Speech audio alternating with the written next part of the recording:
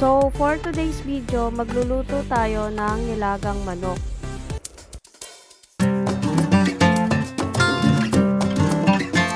So, list of ingredients.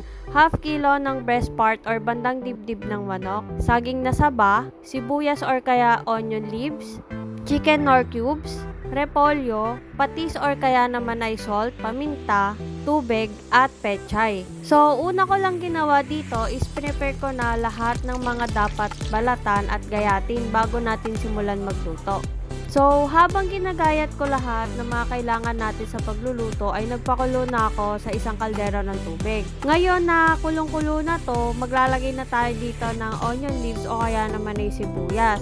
Isunod naman natin agad ang pepper, pati na din ang ating hiwa-hiwang mga manok. Fast forward ko na din to. So, makikita naman nating luto ng manok. Ngayon naman ay maglagay tayo dito ng isang chicken nor cubes. Then, isunod na din natin agad ang ating slice na saging na saba. After nating malagay yon,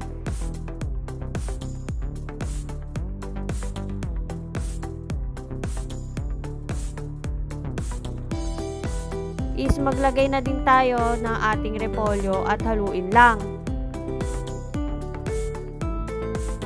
And last, ilagay ang pechay.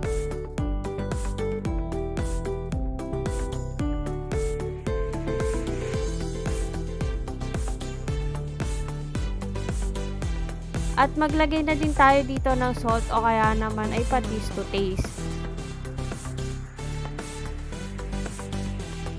At ngayon, ready na ito for serving.